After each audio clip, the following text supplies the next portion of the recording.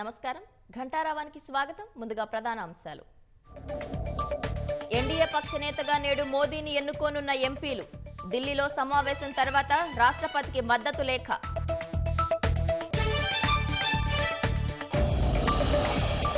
కేంద్ర కేబినెట్ కురుపుపై కొనసాగుతున్న ఉత్కంఠ తెలుగుదేశానికి 2 నుంచి 4 మంత్రి పదవులు దక్కే అవకాశం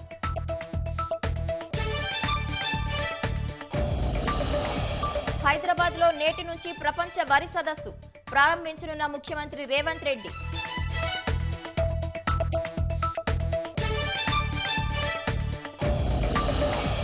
కాళేశ్వరం ప్రాజెక్టుపై వేగవంతమైన సర్కారు కార్యాచరణ ఇవాళ ఆనకట్టల్ని సందర్శించనున్న మంత్రి ఉత్తమ్ జస్టిస్ పీసీ ఘోష్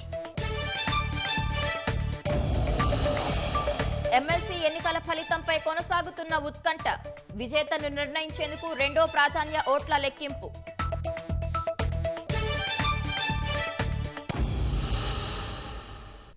కేంద్రంలో వరుసగా మూడోసారి అధికారాన్ని చేపట్టనున్న ఎన్డీఏ ప్రభుత్వ ఏర్పాటుకు అవసరమైన లాంఛనాలను చకచకా పూర్తి చేస్తోంది. ప్రధాని నరేంద్ర మోదీని ఎన్డీఏ పక్ష నేతగా ఎన్నుకునేందుకు ఎన్డీఏ తరపున తాజా ఎన్నికల్లో గెలిచిన ఎంపీలంతా ఢిల్లీలో పాత పార్లమెంటు భవనంలోని సెంట్రల్ హాల్లో నేడు సమావేశం కానున్నారు. ఈ భేటీలో మోదీ నాయకత్వానికి లాంఛనంగా ఆమోదముద్ర వేయనున్నారు. ఈ నెల 9న మోదీ ప్రమాణం చేయనుండగా కేబినెట్లో మిత్రపక్షాలకు ఏ పదవులు ఇవ్వాలి, పార్టీ నుంచి ఎవరెవరిని తీసుకోవాలనే అంశంపై భాజపా అగ్రనేతలు సుదీర్ఘ మంతనాలు జరుపుతున్నారు. ప్రధానమంత్రిగా మోదీ మూడోసారి ప్రమాణం చేసేందుకు అవసరమైన లాంఛనాలు చకచకా జరుగుతున్నాయి. ఇవాళ ఎన్డీఏ ఎంపీల భేటీ నిర్వహించనున్నారు. విస్తృత స్థాయిలో జరిగే ఈ కార్యక్రమానికి హాజరయ్యేందుకు తెలుగుదేశం అధినేత చంద్రబాబు నాయుడు ఇప్పటికే ఢిల్లీకి చేరుకున్నారు. ఎన్డీఏ ఎంపీల భేటీలో 240 మంది భాజపా ఎంపీలతో పాటు తెలుగుదేశం, జేడీయూ, శివసేన, రామ్ విలాస్ లోక్ జనశక్తి, ఎన్సీపీ, జేడీఎస్, జనసేన, అప్నాదళ్ సహా ఇతర మిత్రపక్షాల ఎంపీలు, ఎన్డీఏ పార్టీల ముఖ్యమంత్రులు, ఉప ముఖ్యమంత్రులు పాల్గొంటారు. మోదీ నాయకత్వాన్ని సమర్థిస్తూ వారంతా ఏకగ్రీవ తీర్మానం చేయనున్నారు. అనంతరం చంద్రబాబు బీహార్ సీఎం నితీష్ కుమార్ సహా పలువురు అగ్రనేతలతో కలిసి మోదీ రాష్ట్రపతి ద్రౌపది ముర్ముతో సమావేశమవుతారు. ఎన్డీఏకు మద్దతిస్తున్న ఎంపీల జాబితాను మద్దతు లేఖల్ని సమర్పిస్తారు. తన నేతృత్వంలో ప్రభుత్వ ఏర్పాటుకు అవకాశమివ్వాలని కోరతారు. ఎన్డీఏకు సంపూర్ణ మెజారిటీ ఉన్న నేపథ్యంలో ఆయన్ను సర్కార్ ఏర్పాటు కోసం రాష్ట్రపతి ఆహ్వానిస్తారు. ఆదివారం సాయంత్రం 6 గంటలకు మోదీ తన మంత్రివర్గ సభ్యులతో సహా ప్రమాణం చేసే అవకాశముంది. మోదీ మంత్రివర్గంలో కూటమిలోని పార్టీలకు ఎన్ని మంత్రి పదవులు దక్కుతాయన్నది ఆసక్తికరంగా మారింది. రాజ్యాంగ నిబంధనల ప్రకారం లోక్సభ సంఖ్యాబలంలో 15% మంత్రివర్గంలో సభ్యులు ఉండొచ్చు. ప్రస్తుతం 81 మందిని అమాత్యులుగా తీసుకోవచ్చు. ప్రభుత్వ ఏర్పాటుకు అవసరమైన సంఖ్యాబలం భాజపాకు సొంతంగా లేదు కాబట్టి గత 2 దఫాలతో పోలిస్తే కేబినెట్లో మిత్రపక్షాలకు ఈసారి ప్రాధాన్యం పెరిగే అవకాశాలు ఉన్నాయి. మిత్రపక్షాల సంఖ్యాబలం ఆధారంగా ప్రధానమంత్రి వాటికి మంత్రి పదవులు కేటాయిస్తారా, లేదంటే మరేదైనా కొత్త ఫార్ములా అనుసరిస్తారా అన్న దానిపై ఉత్కంఠ నెలకొంది. గత 2 పర్యాయాలు మిత్రపక్షాలకు పౌర విమానయానం, ఉక్కు, ఆహార శుద్ధి, భారీ పరిశ్రమలు వంటి శాఖల్నే భాజపా కేటాయించింది. గతంలో సంకీర్ణ ప్రభుత్వాల సమయంలో వ్యవసాయం, గ్రామీణాభివృద్ధి, రైల్వే, టెలికాం, వాణిజ్యం, నౌకాయానం వంటి కీలక శాఖల్ని మిత్రపక్షాలకు ఇచ్చిన సందర్భాలు ఉన్నాయి. మరోవైపు టాప్ 4గా చెప్పుకునే హోం, ఆర్థికం, రక్షణ, విదేశీ వ్యవహారాల శాఖల్ని భాజపా తన వద్దే ఉంచుకోవడం ఖాయంగా కనిపిస్తోంది. ప్రస్తుత మంత్రివర్గంలో 22 మంది సార్వత్రిక సమరంలో ఓడిపోయారు. ఎన్నికలకు ముందే 10 మంది మంత్రులు వివిధ రాష్ట్రాల్లో ఎమ్మెల్యేలుగా గెలిచారు. ఈ నేపథ్యంలో ఈసారి కేంద్ర మంత్రివర్గం కొత్తవారితో సరికొత్త రూపు సంతరించుకునే అవకాశముంది. సింధే వర్గానికి చెందిన శివసేన తరపున తన కుమారుడు 3 సార్లు ఎంపీ శ్రీకాంత్ సింధేను కాకుండా ఇతర సీనియర్ ఎంపీల్ని మంత్రి పదవుల కోసం పరిగణలోకి తీసుకోవాలని మహారాష్ట్ర సీఎం ఏక్నాథ్ సింధే భాజపాకు సూచించినట్లు తెలుస్తోంది. ప్రస్తుతం ఎన్డీఏలో భాజపా తర్వాత అత్యధిక సంఖ్యలో ఎంపీలు తెలుగుదేశానికే ఉన్నారు. ఆ పార్టీ సభ్యులకు మంత్రివర్గంలో సముచిత స్థానం దక్కుతుందనే అంచనాలు ఉన్నాయి. అయితే చంద్రబాబు నాయుడు రాష్ట్ర ప్రయోజనాలకే ఎక్కువ ప్రాధాన్యమిస్తుంటారని తెలుగుదేశం వర్గాలు గుర్తు చేస్తున్నాయి. మంత్రి పదవుల కేటాయింపు విషయాన్ని మోదీ నిర్ణయానికే వదిలిపెట్టి భవిష్యత్తులో రాష్ట్ర ప్రయోజనాల కోసం కేంద్రంపై ఆయన ఒత్తిడి తెచ్చేందుకు ఆస్కారం అధికంగా ఉందని పేర్కొంటున్నాయి. గతంలో తెలుగుదేశం పార్టీ వాజ్పేయి ప్రభుత్వంలో చేరకుండా స్పీకర్ పదవికే పరిమితమైన విషయాన్ని గుర్తు చేస్తున్నాయి. వ్యక్తిగత ప్రయోజనాల్ని పక్కనబెట్టి చంద్రబాబు రాష్ట్ర ప్రయోజనాలకు ప్రాధాన్యమివ్వడం 2014-18 మధ్య మోదీ చూశారని, ఎన్డీఏ నుంచి బయటకొచ్చిన తర్వాత కూడా భాజపా నేతలు ఆ విషయాన్ని పలు సందర్భాల్లో గుర్తు చేసుకున్నారని తెదేపా నాయకులు చెబుతున్నారు. చంద్రబాబు మరోసారి అదే పంథాను అనుసరించే అవకాశముందని అంచనా వేస్తున్నారు. ఈసారి ఆయన అమరావతి, పోలవరం నిర్మాణంతో పాటు రాష్ట్రానికి మౌలిక వసతులు, కేంద్ర ప్రభుత్వ ప్రాజెక్టుల కోసం ఒత్తిడి చేయడానికి వెనకాడబోరని వివరిస్తున్నారు. అందుకే మంత్రి పదవుల కోసం తన అమ్ముల పొదిలోని అస్త్రాల్ని వృధా చేసుకోరని చెబుతున్నారు. తెలుగుదేశానికి ఉన్న సంఖ్యాబలాన్ని బట్టి 3 దాకా మంత్రి పదవులు రావొచ్చని అంచనా వేస్తున్నారు. మరోవైపు బీహార్కు ప్రత్యేక హోదా ఇవ్వాలని భాజపాను జేడీయూ డిమాండ్ చేసే అవకాశాలు కనిపిస్తున్నాయి. మిత్రపక్షాలకు కేంద్ర మంత్రి పదవుల పంపకంపై అమిత్ షా, రాజ్నాథ్ సింగ్ సహా భాజపా అగ్రనేతలు జేపీ నడ్డా ఇంట్లో సమావేశమై సమాలోచనలు జరిపారు. బిఎల్ సంతోష్, సురేష్ సోని, అరుణ్ కుమార్, దత్తాత్రేయ, హుసబళే కూడా ఇందులో పాల్గొన్నారు. సార్వత్రిక ఎన్నికల్లో చరిత్రాత్మక విజయం సాధించిన తెలుగుదేశం కేంద్ర మంత్రివర్గంలో చేరనుంది. కనీసం 2 నుంచి గరిష్టంగా 4 స్థానాలు ఆ పార్టీ ఎంపీలకు లభించే అవకాశం ఉందని తెలుస్తోంది. లోక్సభ ఎన్నికల్లో విజయం సాధించిన ఎన్డీఏలో భాజపా తర్వాత తెలుగుదేశానికే అత్యధికంగా 16 స్థానాలు లభించాయి.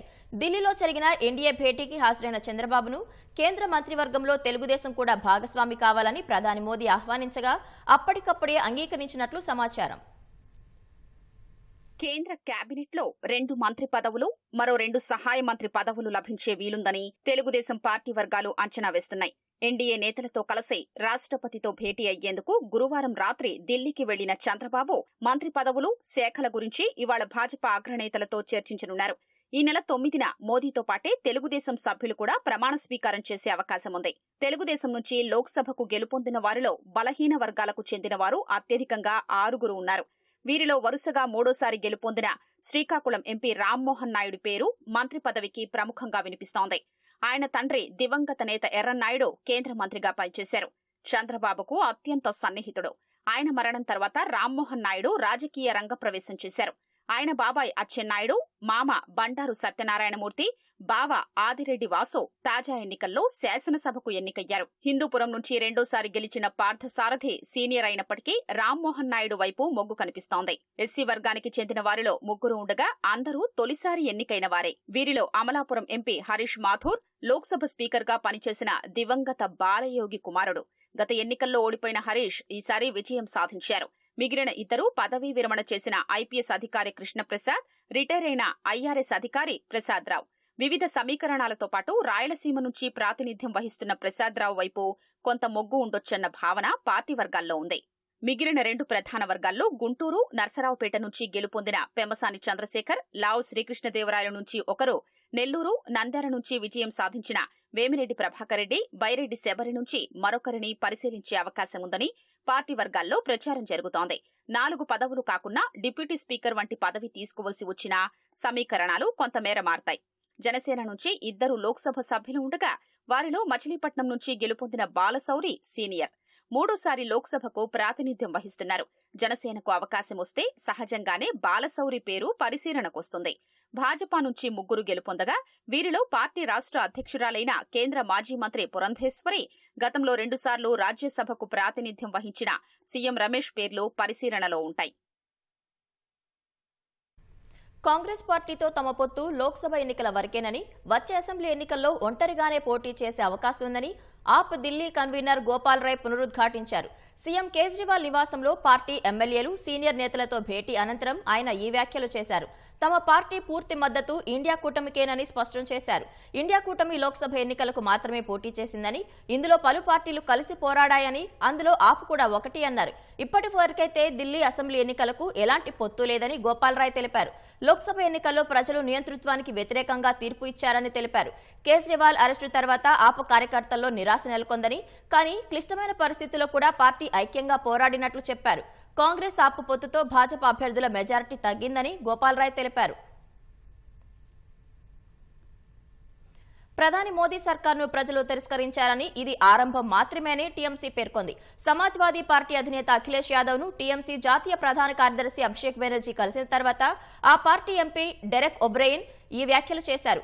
అఖిలేష్, అభిషేక్ల భేటీలో ఏం చర్చించారని మీడియా ప్రతినిధులు ప్రశ్నించగా 10 ఏళ్లు అధికారంలో ఉన్న మోదీ ప్రభుత్వాన్ని ప్రజలు తిరస్కరించారని అన్నారు. ఇది ఆరంభం మాత్రమే అని, ఇదే జోరుతో ముందుకు సాగనున్నట్లు చెప్పారు. ఆ తర్వాత ముంబై వెళ్లిన అభిషేక్ బెనర్జీ శివసేన యూబీటీ వర్గం అధినేత ఉద్దవ్ ఠాకరేను కలిశారు. ఢిల్లీలో నిన్న ఇండియా కూటమి భేటీలో పాల్గొన్న అభిషేక్ బెనర్జీ ఆ తర్వాత వరుసగా ప్రతిపక్ష పార్టీల నేతలతో సమావేశమవుతున్నారు.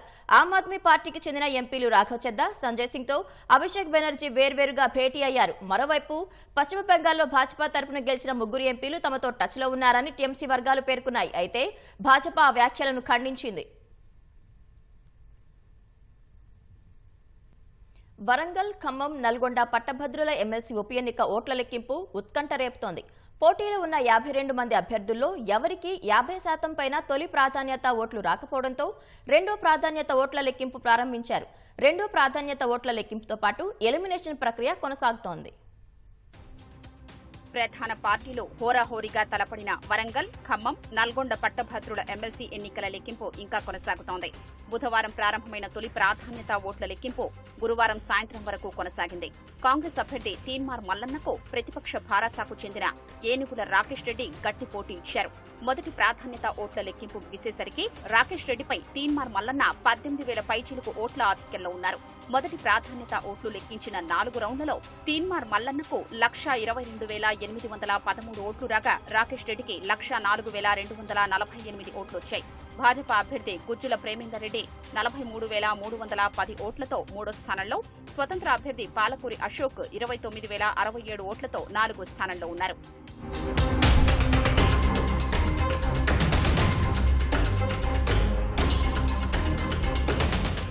ఓట్ల లెక్కింపు ప్రక్రియలో భారీగా చెల్లని ఓట్లు నమోదయ్యాయి. మొత్తం 3,36,013 ఓట్లు పోల్కాగా ఇందులో 25,824 ఓట్లని చెల్లనివిగా అధికారులు నిర్ధారించారు. చెల్లిన ఓట్లలో 50% అదనంగా మరో ఓటును గెలుపు కోటాగా నిర్ణయించారు. మొదటి ప్రాధాన్యత ఓట్ల లెక్కింపు గురువారం పూర్తి కాగా ఎవరికీ 1,55,095 ఓట్లు రాలేదు. దీంతో విజేతను నిర్ణయించడానికి అధికారులు రెండో ప్రాధాన్యత ఓట్లు లెక్కిస్తున్నారు. విజయం సాధించేందుకు తీన్మార్ మల్లన్నకు ఇంకా 32,282 ఓట్లు రావాల్సి ఉండగా రాకేష్ రెడ్డికి 50,847 ఓట్లు కావాలి. ఎలిమినేషన్ క్రతువు ఇవాళ మధ్యాహ్నంలోపు పూర్తయ్యే అవకాశాలు ఉన్నాయి. గత 3 ఎన్నికల్లోనూ ఈ నియోజకవర్గంలో రెండో ప్రాధాన్యత ఓట్ల లెక్కింపుతోనే విజేతను నిర్ణయించారు. మొదటి ప్రాధాన్య ఓట్ల లెక్కింపులో 3 రౌండ్లో తనకు 1000 ఓట్లు అధికంగా వచ్చినా కౌంటింగ్ ఏజెంట్ల సంతకం లేకుండానే ఆర్ఓ మీడియాకు వెల్లడించారని భారాస అభ్యర్థి రాకేష్ రెడ్డి ఆరోపించారు. ఓట్ల లెక్కింపులో అవకతవకలు జరుగుతున్నాయంటూ సీఈఓ వికాస్ రాజ్ కార్యాలయంలో భారాస ఎమ్మెల్యే కౌశిక్ రెడ్డి ఫిర్యాదు చేశారు.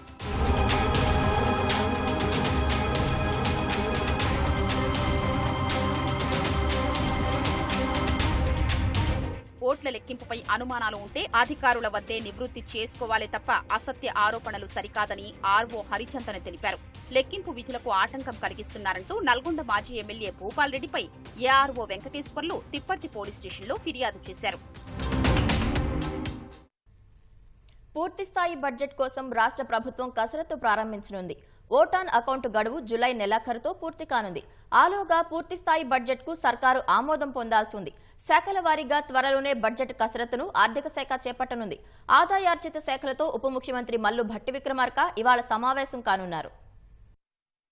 లోక్సభ ఎన్నికల నేపథ్యంలో రాష్ట్ర ప్రభుత్వం ప్రస్తుత ఆర్థిక సంవత్సరానికి పూర్తిస్థాయి బడ్జెట్ను ప్రవేశపెట్టకుండా ఓటాన్ అకౌంట్ను ప్రవేశపెట్టింది. 2024-25 ఆర్థిక సంవత్సరంలో మొదటి 4 నెలల కాలానికి రాష్ట్ర ప్రభుత్వం ఓటాన్ అకౌంట్కు ఆమోదం పొందింది. ఓటాన్ అకౌంట్ గడువు జులై నెలాఖరు వరకు ఉంది. ఆలోగా రాష్ట్ర ప్రభుత్వం పూర్తిస్థాయి బడ్జెట్ను ప్రవేశపెట్టి ఉభయ సభల ఆమోదం పొందాల్సి ఉంది. ఇందుకోసం ఈ నెలాఖరులో లేదా వచ్చే నెలలో బడ్జెట్ సమావేశాలు నిర్వహించే అవకాశం ఉంది. పూర్తిస్థాయి బడ్జెట్ కోసం ఆర్థిక శాఖ త్వరలో కసరత్తు ప్రారంభించనుంది. ఓటాన్ అకౌంట్ బడ్జెట్ రూపకల్పన సమయంలోనే సర్కారు విస్తృత కసరత్తు చేసింది. ఎన్నికల్లో హామీ ఇచ్చిన 6 గ్యారంటీలకు ఉజ్జాయింపుగా నిధులను కేటాయించారు. ఇప్పుడు పూర్తిస్థాయి బడ్జెట్లో గ్యారంటీలకు నిర్దిష్ట మొత్తాన్ని కేటాయించనున్నారు. 2 లక్షల రూపాయల వరకు రైతు రుణమాఫీకి సంబంధించి కూడా నిధులను పొందుపరచనున్నారు. వీటన్నిటికీ సంబంధించి శాఖల వారీగా ఆర్థిక శాఖ త్వరలో కసరత్తు ప్రారంభించనుంది. పూర్తిస్థాయి బడ్జెట్ రూపకల్పనకు సంబంధించి ఆయా శాఖల నుంచి నిర్దిష్ట ప్రతిపాదనలను తీసుకుని పద్దును రూపొందించనున్నారు. ఈలోగా కేంద్ర ప్రభుత్వం కూడా పూర్తిస్థాయి బడ్జెట్ ప్రవేశపెడితే నిధులకు సంబంధించిన మరింత స్పష్టత రానుంది. ఆ అంశాన్ని కూడా పరిగణలోకి తీసుకుని పూర్తిస్థాయి బడ్జెట్ కసరత్తు చేయనున్నారు. బడ్జెట్ కసరత్తుకు ప్రారంభంగా ఆదాయ ఆర్జిత శాఖలతో ఉప ముఖ్యమంత్రి మల్లు భట్టి విక్రమార్క ఇవాళ సమావేశం కానున్నారు. ఎక్సైజ్, వాణిజ్య పన్నులు, రవాణా, పరిశ్రమలు, గనులు తదితర శాఖల మంత్రులు, అధికారులతో డిప్యూటీ సీఎం సమావేశం కానున్నారు. ఓటాన్ అకౌంట్ బడ్జెట్లో పొందుపరిచిన ఆదాయాలు, ఇప్పటివరకు వచ్చిన ఆదాయం తదితరాలపై సమావేశంలో చర్చించనున్నారు. ఆర్థిక వనరుల సమీకరణ ఆదాయాన్ని పెంచుకునే అంశంపై కూడా సమావేశంలో చర్చించనున్నారు. హైదరాబాద్ వేదికగా ఇంటర్నేషనల్ కమోడిటీ ఇన్స్టిట్యూట్ ఐసీఐ రాష్ట్ర ప్రభుత్వ ఆధ్వర్యంలో ఇవాల్టి నుంచి ప్రపంచ వరి శిఖరాగ్ర సదస్సు జరగనుంది. ముఖ్యమంత్రి రేవంత్ రెడ్డి సదస్సును ప్రారంభించనున్నారు. ప్రపంచ నలుమూలల నుంచి వరి శాస్త్రవేత్తలు, బియ్యం వ్యాపారులు హాజరు కానున్నారు. భారత్లో వరి సాగుపై పరిశోధనలు, నాణ్యత, ఎగుమతుల పెంపుపై సదస్సులో విస్తృతంగా చర్చించనున్నారు.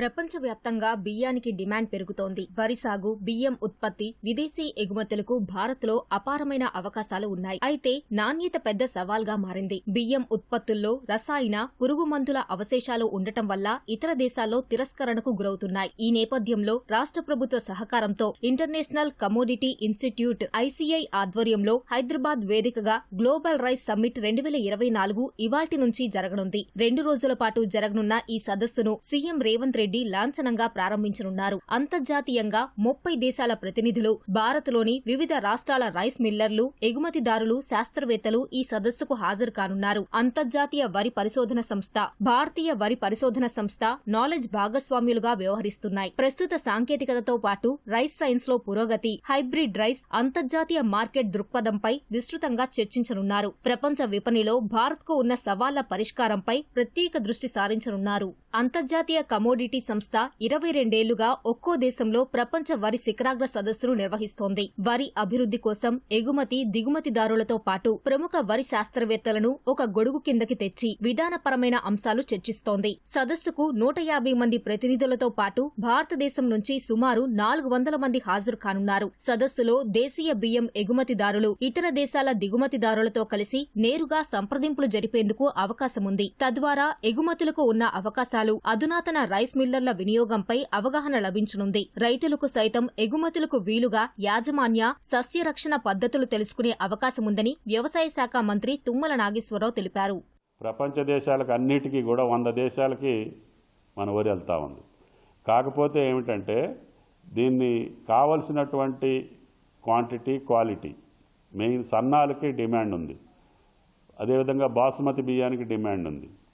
ఆ ధాన్యం పండించాలంటే మన రైతులకి సరైనటువంటి గిట్టుబాటు ధర రావాల్సినటువంటి అవసరం ఉంది. అందుకనే రేవంత్ రెడ్డి గారి ఆధ్వర్యంలో రాష్ట్ర ప్రభుత్వం సన్నధాన్యానికి ఈ సంవత్సరం బోనస్ ఇచ్చి దాన్ని ప్రమోట్ చేయాలని, మన వాడకాలతోటి, దేశీయ వాడకాలతోటి పాటు మన రాష్ట్ర వాడకాలతోటి పాటు ఎక్స్పోర్ట్ చేసే అవకాశం సన్నధాన్యానికి ఉంది. కాబట్టి మన రైతులను కూడా సన్నధాన్యాన్ని పండించేదానికి ప్రమోట్ చేయాలని రేవంత్ రెడ్డి గారు అధ్యక్షతన ముఖ్యమంత్రిగా ఆయన ఆదేశాలు ఇవ్వటం జరిగింది. ఈ సంవత్సరం పెద్ద ఎత్తున సన్నధాన్యాలు పండించమని చెప్పి రైతును కోరుకుంటున్నాను. ఎల్ నినో కారణంగా గ్లోబల్ రైస్ మార్కెట్ అనేక సవాళ్లు ఎదుర్కొంటోంది. ప్రపంచ జనాభాలో సగం మంది ప్రధాన ఆహారంగా బియ్యంపై ఆధారపడి ఉన్నారు. జనాభా పెరుగుదల, వాతావరణ మార్పుల దృష్ట్యా సుస్థిర బియ్యం ఉత్పత్తి, విదేశీ ఎగుమతులు ఈ సదస్సులో ప్రధాన చర్చనీయాంశాలు కానున్నాయి. భారత బియ్యం ఉత్పత్తి, నాణ్యత, మార్కెట్ సామర్థ్యం మెరుగుపరచడానికి ఈ సదస్సు పరిష్కార మార్గాలు చూపుతుందని ఆశాభావం వ్యక్తమవుతోంది. ఉత్తర తెలంగాణ వరప్రదాయిని శ్రీరామ్ సాగర్ ప్రాజెక్టు వేగంగా అడుగంటుతోంది. రోజురోజుకు నీటి నిల్వలు తగ్గిపోయి నీటి మట్టం పడిపోతోంది. 4 ఏళ్లలోనూ ఎన్నడూ లేనంతగా ఎండలకు ప్రాజెక్టు నీరు ఆవిరైపోతోంది. సాగునీరు అందుతుందో లేదోనని ఆయకట్టు రైతులు ఆందోళన వ్యక్తం చేస్తున్నారు. నైరుతి రాకతో ప్రాజెక్టు పరివాహకంలో సమృద్ధిగా వర్షాలు కురిస్తేనే పంటలకు ఢోకా ఉండదని కర్షకులు ఆకాశం వైపు ఆశగా చూస్తున్నారు.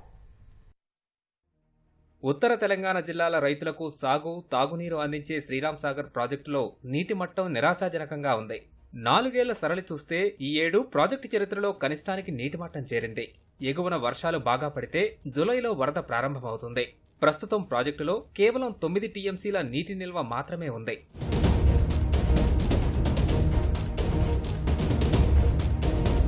శ్రీరామ్ సాగర్ ప్రాజెక్టు నుంచి మిషన్ భగీరథ ద్వారా బాల్కొండ, ఆర్మూర్, నిజామాబాద్, కామారెడ్డి, నిర్మల్, ఆదిలాబాద్, జగిత్యాల, కోరుట్ల నియోజకవర్గాలకు తాగునీరు అందిస్తున్నారు. వేసవిలో తాగునీటికి ఇబ్బందులు లేకుండా మిషన్ భగీరథకు నిత్యం 231 క్యూసెక్కులు విడుదల చేశారు. ఎండల తీవ్రతకు నిత్యం 275 క్యూసెక్కులు ఆవిరవుతోంది. ఈ లెక్కన భగీరథకు 1.5 నుంచి 2 టీఎంసీల నీరు అందించాలి. అలాగే ఆవిరి రూపంలో మరో 2 టీఎంసీలు నష్టపోతోంది.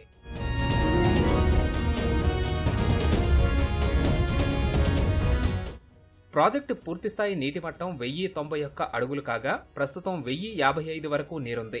పూర్తిస్థాయి నీటి నిల్వ సామర్థ్యం 90 టీఎంసీలు కాగా ప్రస్తుతం 9 టీఎంసీల నీరుంది.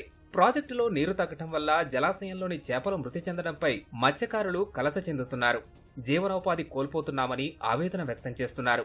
జులై వరకు తాగునీటికి ఇబ్బంది లేదని, రుతుపవనాలు తొందరగా వచ్చే అవకాశం ఉందన్న వాతావరణ శాఖ అంచనాలతో పంటలకు సాగునీరు ఢోకా ఉండదని ప్రాజెక్టు అధికారులు చెబుతున్నారు. హైదరాబాద్ మైసమ్మగూడలోని మల్లారెడ్డి యూనివర్సిటీ ముందు విద్యార్థులు ధర్నాకు దిగడంతో ఉద్రిక్త పరిస్థితులు నెలకొన్నాయి.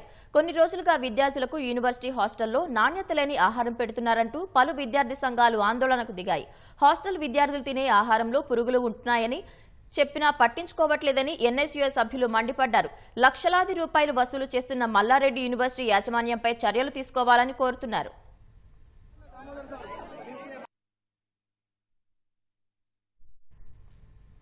యాదాద్రి భువనగిరి జిల్లా శ్రీ స్వర్ణగిరి శ్రీ వెంకటేశ్వర స్వామి దర్శనానికి వచ్చిన భక్తుల కారులో పాము దూరింది. భక్తులు వెంకటేశ్వర స్వామి దర్శనం అనంతరం తిరిగి వెళ్తున్న క్రమంలో కారులో పాము ఉన్న విషయాన్ని స్థానికులు గమనించి వారికి తెలియజేశారు. అనంతరం పామును పట్టేవాళ్లు కారులో దూరిన పామును బయటకు తీశారు. భక్తులు అదే కారులో స్వగ్రామానికి వెళ్లిపోయారు.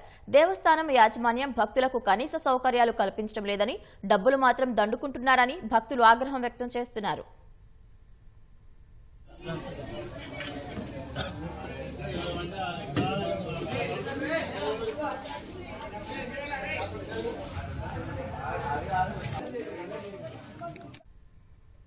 టీమిండియా స్టార్ ఫుట్బాల్ ఆటగాడు సునీల్ ఛెత్రి అంతర్జాతీయ కెరీర్కు వీడ్కోలు పలికాడు. దాదాపు 2 దశాబ్దాల పాటు భారత జట్టుకు ప్రాతినిధ్యం వహించిన అతడు 2026 ఫిఫా వరల్డ్ కప్ క్వాలిఫైర్లో భాగంగా గురువారం తన చివరి మ్యాచ్ కువైట్తో ఆడి అంతర్జాతీయ కెరీర్కు వీడ్కోలు పలికాడు. తమ అభిమాన ఆటగాడికి వీడ్కోలు పలికేందుకు అభిమానులు కోల్కతాలోని సాల్ట్ లేక్ స్టేడియానికి భారీగా తరలివచ్చారు. ఛెత్రికి చెందిన 11 నంబర్ జెర్సీ ధరించి సునీల్ అంటూ వారంతా మైదానాన్ని హోరెత్తించారు. భార్య సోనం, 9 నెలల కుమారుడు స్టాండ్స్ లో నిలబడి అతడిని ఉత్సాహపరిచారు.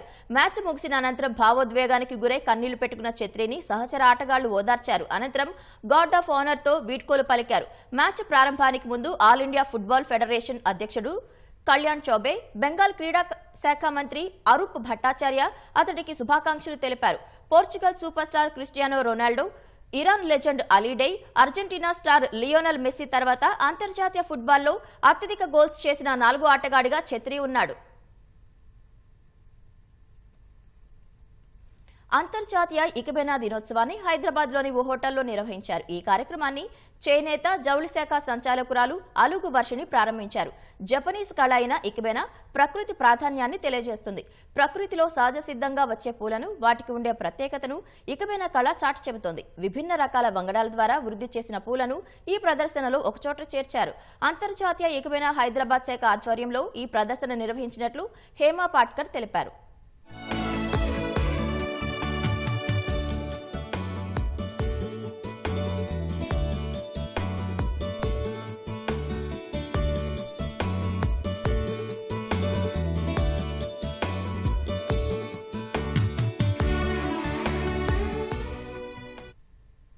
హైదరాబాద్ వాసులకు విదేశీ వంటకాలను రుచి చూపించడంలో నగరంలోని పలు హోటళ్లు పోటీ పడుతున్నాయి. ఇప్పటికే చైనీస్ వంటకాలను వడ్డిస్తున్న పలు రెస్టారెంట్లు తాజాగా జపాన్, శ్రీలంక వంటకాలతో ఘుమఘుమలాడిస్తున్నాయి. జపాన్కు చెందిన ఓ ప్రముఖ సంస్థ తన హోటల్ను హైదరాబాద్ ఇనార్బిట్ మాల్లో ప్రారంభించింది. 100 రకాల వంటకాలతో భోజన ప్రియులను ఆకట్టుకుంటోంది. మరో రెస్టారెంట్లో శ్రీలంక వంటకాలతో ప్రత్యేక ఫుడ్ ఫెస్టివల్ ఏర్పాటు చేశారు. జఫ్నా మటన్ బిర్యానీ, టూనా చేపలతో తయారు చేసే అమూల్త్య, black mutton curry, red rice, ఆరోగ్యకరమైన పిట్టు ఫుడ్ కూడా అందుబాటులో ఉంది. కొత్తు పరాటా, దాల్ వడే లాంటి విభిన్నకరమైన రుచులతో కూడిన వంటకాలు నగరవాసులను ఆకర్షిస్తున్నాయి. ప్రత్యేక రుచుల కోసం నగరవాసులు సైతం వంటకాలను ఆరగిస్తున్నారు.